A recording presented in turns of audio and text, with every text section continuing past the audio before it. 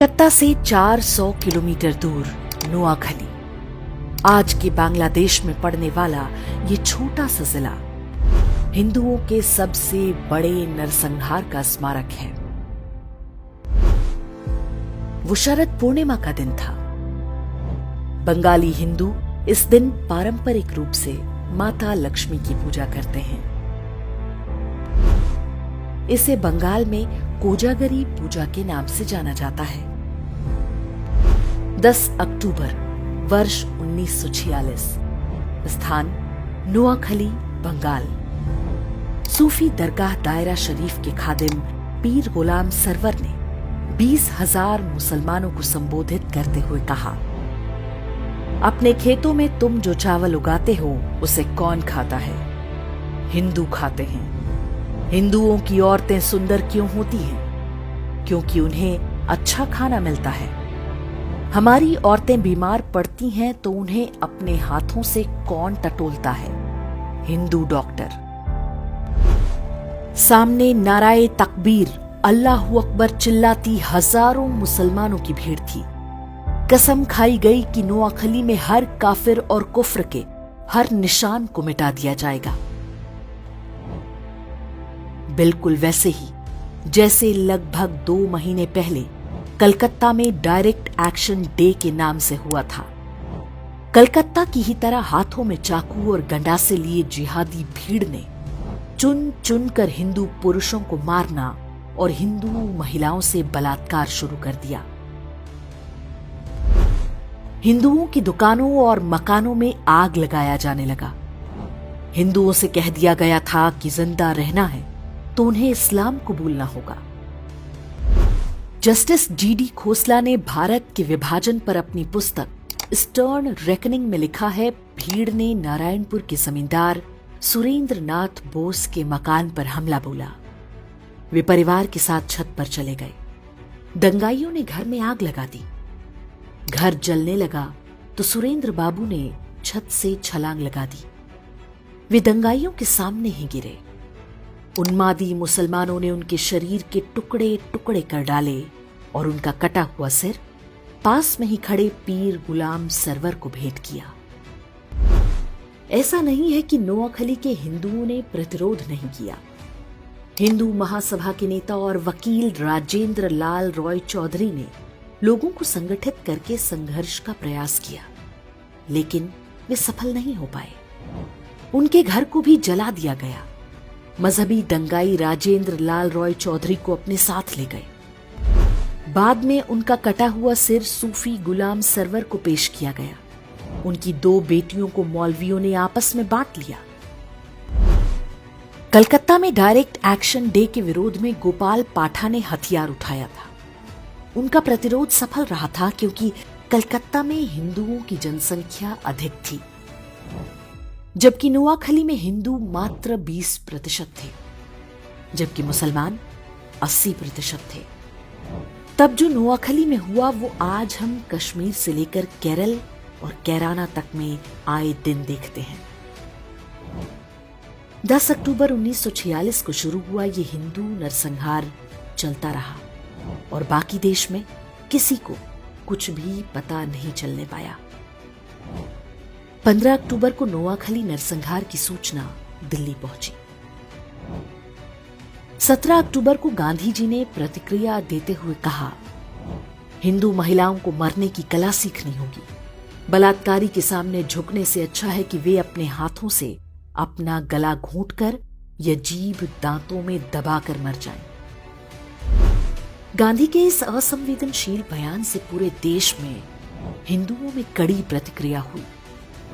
इसलिए अगले दिन उन्होंने प्रार्थना सभा में अपने विचारों को और भी स्पष्ट करते हुए कहा, कल मैंने कहा था कि हिंदू महिलाएं अपना गला घोंटकर या जीभ दांतों से काट कर मर जाएं, लेकिन मुझे बताया गया है कि ऐसा करने से आत्महत्या संभव नहीं है। ऐसे में मैं हिंदू महिलाओं को जहर खाने की सलाह दूंगा। मैंने सुना है कि योग क्रिया से भी आत्महत्या की जा सकती है। मैं पता करूंगा कि ऐसा कैसे किया जा सकता है। नोआखली में हिंदू मारे जा रहे थे। अहिंसा और शांति के पुजारी गांधी जी हिंदू महिलाओं को आत्महत्या करने के नए नए उपाय बता रहे थे।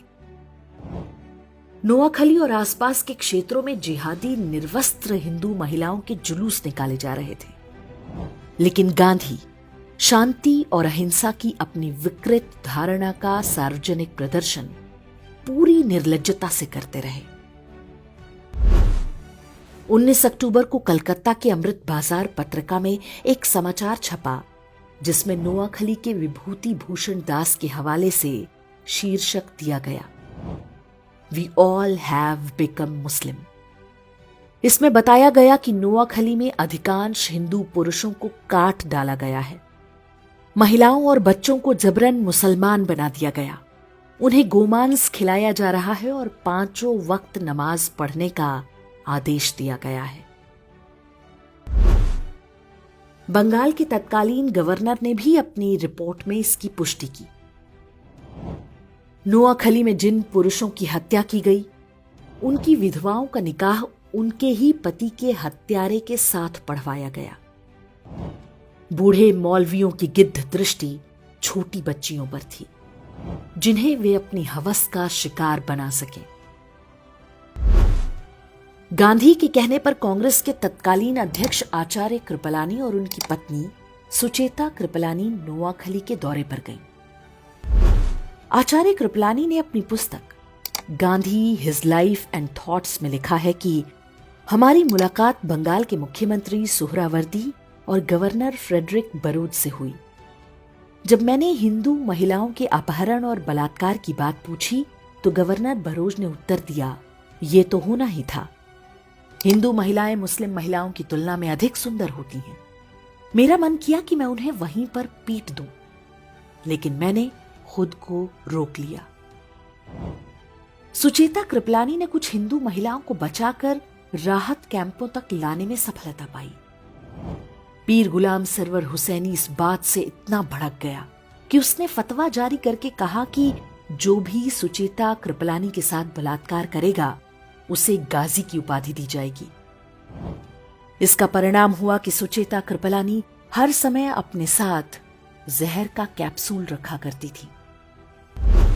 नोआखली नरसंहार शुरू होने के पूरे 1 महीने बाद गांधी ने वहां का दौरा किया। वे सबसे पहले पास के तिपरा नाम के स्थान पर गए।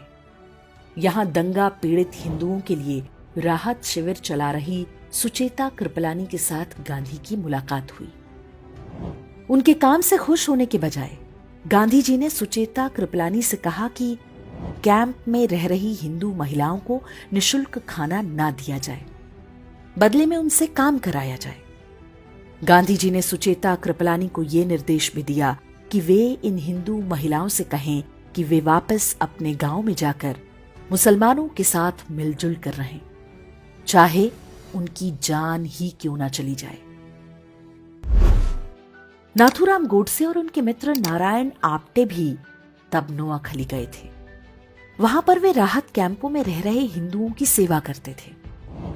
गोडसे और आप्टे ने वहां जो कुछ देखा और गांधी की बातें सुनी, ये कहना गलत नहीं होगा कि वही आगे चलकर गांधी की हत्या का कारण बना होगा। काशी हिंदू विश्वविद्यालय के संस्थापक महामना मदन मोहन मालवीय ने नोआखली में हिंदुओं के नरसंहार और महिलाओं से बलात्कार के वृतांत सुने तो उन्हें गहरा सदमा लगा। इसी कारण 12 नवंबर 1946 को उनका निधन हो गया।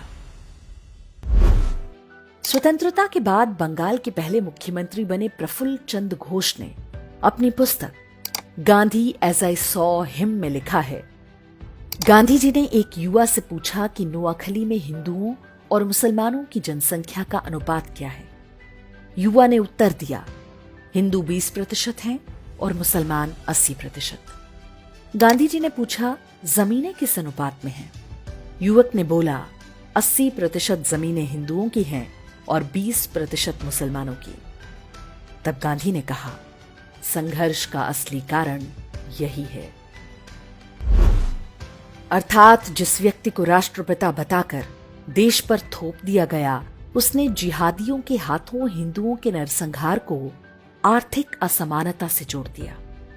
जबकि नोआखली में रहने वाले हिंदुओं में बड़ी संख्या अनुसूचित जातियों की भी थी।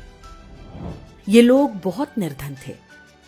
जिहादियों ने उनके भी पुरुषों की हत्या की और महिलाओं के साथ बलात्कार किया। लेकिन गांधी का ध्यान केवल जिहादी हिंसा का बचाव करने पर था। इसमें वो बहुत हद तक सफल भी रहे। स्कूली इतिहास की पुस्तकों में भी नोआखली नरसंहार को अमीर और गरीब के संघर्ष की तरह दिखाया जाता है। आज भी देश में अधिकांश लोग नहीं जानते कि नोआखली में क्या हुआ था और कैसे। वही हत्यारी मानसिकता आज भी देश भर में फल फूल रही है। 15 अगस्त 1947 को देश स्वतंत्र हो गया। बंटवारे में नोआखली पूर्वी पाकिस्तान के हिस्से में चला गया। वहां पर हिंदुओं का नरसंहार जारी रहा। अब तो कोई रोकने टोकने वाला नहीं था। आधिकारिक आंकड़ों के अनुसार इस नरसंहार में 5000 हिंदुओं की हत्या हुई। हालांकि दावा किया जाता है कि वास्तविक संख्या 50,000 से कम नहीं होगी। वर्ष 1946 में नोआखली में लगभग 4 लाख हिंदू रहते थे। उनमें से 95% को बलपूर्वक इस्लाम कबूल करना पड़ा। शरद पूर्णिमा या कोजागरी के दिन माता लक्ष्मी के 8 रूपों की पूजा की जाती है। इन्हें अष्टलक्ष्मी कहते हैं। इनमें से एक रूप वीर लक्ष्मी का है। इस रूप में माता धन धान्य के साथ अपने हाथों में चक्र, गदा और धनुष बाण भी धारण करती हैं। ये संदेश है कि धन तभी तक सुरक्षित है जब हाथों में शस्त्र और शास्त्र दोनों हों। शस्त्र केवल पूजने के लिए नहीं, प्रयोग के लिए है। चारों ओर से असुरों से घिरा हिंदू समाज जब तक इस बात को नहीं समझेगा, नोआखली जैसे नरसंहारों के लिए अभिशप्त रहेगा।